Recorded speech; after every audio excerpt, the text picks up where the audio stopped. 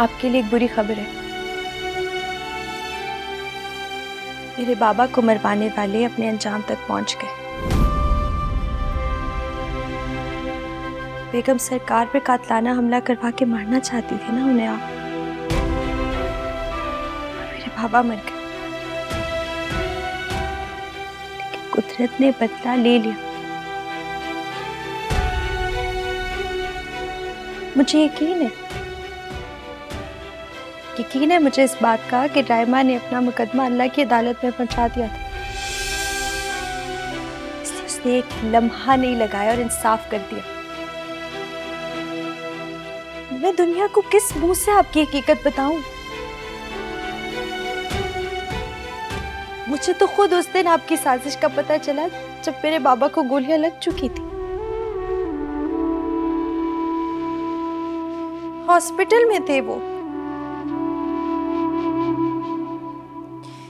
जिंदगी और मौत की जंग लड़ रहे थे, तब मुझे पता चला।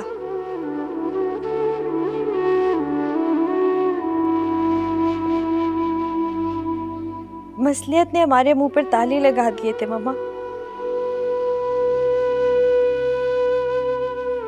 पर तकदीर कहाँ चुप रहती है। तकदीर कब, किसे, कहाँ और कैसे सजा देती है तो आपने देख लिया होगा। हालांकि मैं, साद, दिलावर, हम जानते थे हकीकत, लेकिन साद ने कहा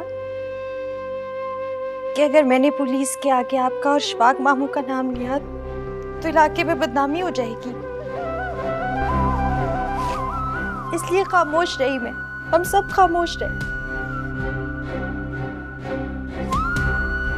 पर उसकी लाठी खामोश नहीं रही। उसने लिया बदला। मेरे बाबा के कत्ल का बदला ले लिया उसने। साफ कर दिया उसने। मेरे बाबा के कातलों की यही सजा होनी चाहिए थी, इसी लायक थे। फरखंदा आपा, उन्होंने तो अपने शौहर के साथ साथ अपने भाई को भी खो दिया। उनका दुख तो मेरे दुख से बहुत बड़ा है, अगर वो ये समझ सकती।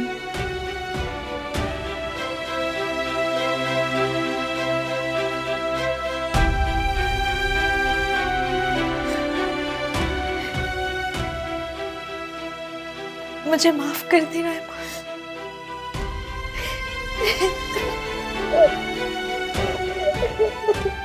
मुझे माफ कर दे।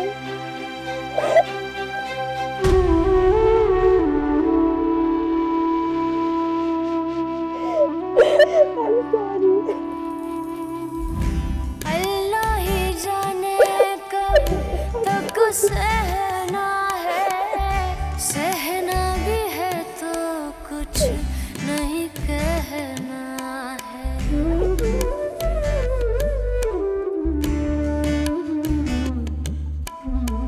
चीख भी लूं तो सुनाऊं किसको, हमदर्दों ने। साईं सरकार, आप बहुत अच्छी जगह पर होंगे, मुझे यकीन है, मगर आप मुझे तन्हा छोड़ दें। अबीरा का रवैया मेरे साथ बहुत अच्छा हो गया, मगर आप बहुत याद आते हैं। मुझे समझ नहीं आता कि मैं क्या करूं। मैं मसरूफ रहने की कोशिश करती हूँ, फरखंदा आपा के साथ रहती हूँ, लेकिन फिर भी आपकी याद मुझे हर वक्त सताती रहती है। मालूम है आप भी मुझे याद करते हो। मेरे पास आपकी मोहब्बत की बहुत सी सुनहरी यादें हैं। सैफ, आपने मुझ पे आखिर ये जुल्म क्यों किया?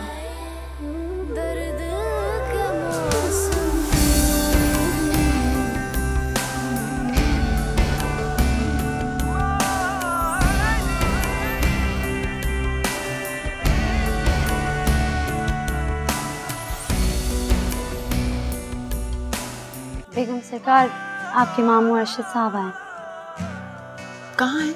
मैंने उन्हें नीचे वाले कमरे में बिठाया है। अच्छा किया, तो मेरे चाय वगैरह दो, मैं आ रही हूँ।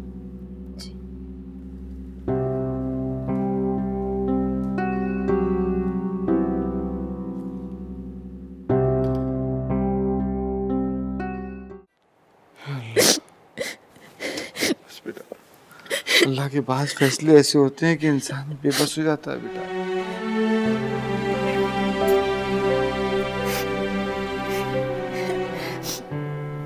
मामू, मेरे साथ ऐसा क्यों हुआ है? अल्लाह की मर्जी बेटा, अल्लाह की मर्जी। इतनी मुश्किल से मामू मैं मुतमईन हुई थी थोड़ा जिंदगी में, और फिर ये तूफान आ गया। अच्छा, अल्लाह अपने महबूब बंदों को आजमाता है, उन्हीं पे आजमाइशें डालता है। मैं इस काबिल नहीं हूँ मामू, मैं नहीं हूँ काबिल इसके। ऐसा नहीं कहते, अल्लाह कभी बंदे की इस्तिताअत से ज्यादा उस पर आजमाइशें नहीं डालता, उसकी बर्दाश्त से ज्यादा दुख नहीं देता उसे। सब्र करो मेरे बच्चे, सब्र। कैसे करूँ मैं सब्र? मुझसे नहीं होता सब्र, मुझसे नहीं होगा। बस बेटा, अल्लाह देगा, अल्लाह सब्र देगा। और देखो, उसने तुम्हारी झोली में एक नई जिंदगी डाल के तुम पे कितना बड़ा एहसान किया। तुम यकीन मानो, तुम अपने सारे दुख भूल जाओगे। मैं भूल गई थी अपने सारे दुख मामू, मैं सारे गम आखिर भूल गई थी। लेकिन मैं आपसे इतराफ करती हूँ कि सैफ के जाने का दुख मैं नहीं भूल पाऊंगी मामू, मुझसे नहीं भूला जाएगा। जाहिर है बेटा, तुम्हारा शौहर था, उसको भूलना बहुत मुश्किल है, लेकिन यकीन मानो नामुमकिन नहीं मेरा बच्चा। मेरा बहुत ख्याल रखते थे मामू, उनके होते हुए किसी की जरूरत नहीं होती थी मुझे कुछ कहने की। उनकी क्या क्या अच्छाइयाँ बताऊं मैं आपको। बस उनसे एक गलती हुई थी कि उन्होंने मुझे अगवा करके मुझसे निकाह कर लिया, लेकिन उसके बाद उन्होंने हमेशा तो माफी मांगी ना मुझसे। बेटा, उसको माफ तो कर दिया था ना तुमने? उन्होंने माफी मांगी, एतराफ किया कि उनसे जुर्म हो गया। हाँ, लेकिन तुमने माफ कर दिया था ना? देर हो गई मामू, मुझसे बहुत बार माफी मांगी, मगर मैं मामू, आप मेरे बड़े हैं, लेकिन आप मेरे दोस्त भी हैं ना। मैं हाँ मेरी जान, तुम कहो, तुम अपने दिल का हाल खुल के कहो, मैं सुन रहा हूँ। मैं हारिस को नहीं भूली थी मामू। उस रोज जब उसने मुझे घर से धक्के मार कर निकाला, तो मैंने भी सोचा मैं उसको दिल से निकाल दूंगी, और मैंने निकाल दिया। मैंने सारे ख्यालात अपने दिमाग से खुरच डाले, और फिर जब मेरे दिल में जगह हुई तो और फिर वहां सैफ बराजमान हो गए। उन्होंने मेरा बहुत ख्याल रखा, उन्होंने मुझसे इतनी मोहब्बत की मामू, सिर्फ इसलिए कि मैं प्यार के 2 लफ्ज उनको बोल दूं। वालेकुम सलाम।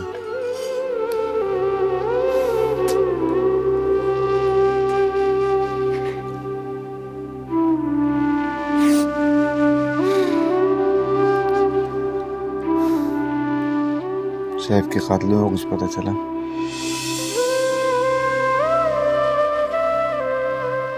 घर में रहने वाले खातून का कहाँ सुराग मिलता है मामा? क्या कह रही हो बेटा? क्या मतलब? मामू, आपको पता है ना, फरखंदा आपा मुझसे कभी भी खुश नहीं थी। हाँ, वो जाहिर है। उन्होंने हमेशा मुझे बहुत तंग किया, लेकिन मैं तसव्वुर भी नहीं कर सकती थी कि वो सब करेंगी।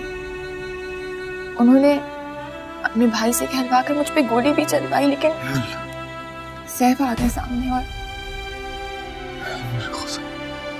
ये सब कुछ हुआ। और मामू, आपको एक बात बताऊं, कल वो आदमी भी मारा गया। मेरे अल्लाह तो बहुत बड़ा है, बहुत बड़ा।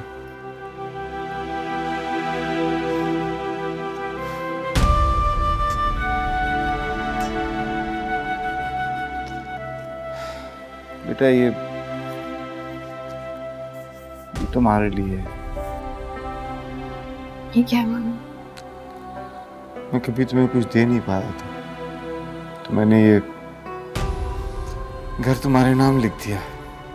मैं ये नहीं ले सकती, ये तो हारिस का है ना मामू। जानता हूँ बेटा, लेकिन ये उसी की खुशी है। उसकी मर्जी से मैं तुमको दे रहा हूँ। हम लोग तो वैसे भी यूके जा रहे हैं। बस बेटा अपना ख्याल रखना मेरे बच्चा, इस घर का ख्याल रखना। नहीं जा बच्चा।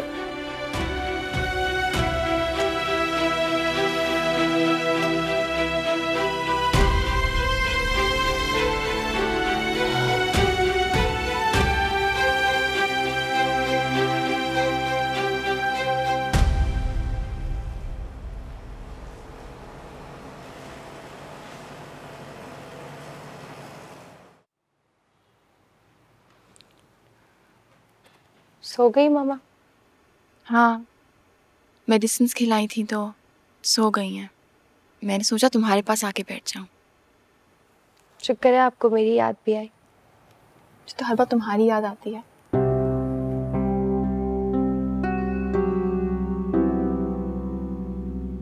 बहुत अच्छी हैं आप, हर वक्त मामा का ख्याल रखती हैं, हालांकि वो दुश्मन है आपकी। वो दुश्मन नहीं है मेरी, वो एक बीवी है। और एक औरत जब एक बीवी होती है तो वो सब बर्दाश्त कर लेती है, लेकिन वो अपने शौहर को शेयर नहीं कर सकती।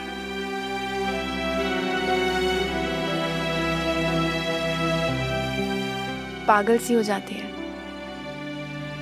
जब वो अपने शौहर को किसी दूसरी बीवी के पास देखती है। इस तरह से आप भी तो दूसरी? नहीं, मैं तो दूसरी बीवी थी ना। मर्द हमेशा दूसरी बीवी को इतना चाहता है। वैसे बाबा सबसे ज्यादा आपको चाहते थे।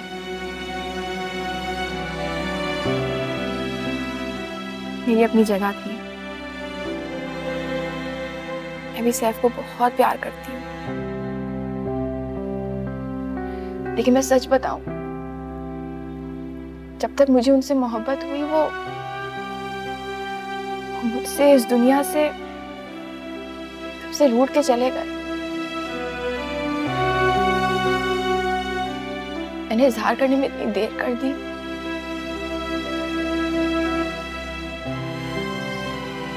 लेकिन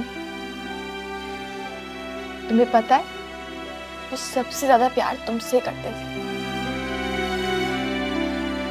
वो मुझे कहते थे कि अबीरा की हैसियत मोतिया के फूल जैसी, पाकीज़गी वाली, इज्जत वाली। कुछ लोगों के लिए औलाद ना खुद से बढ़कर होती है, और ऐसी है मेरी बेटी मेरी।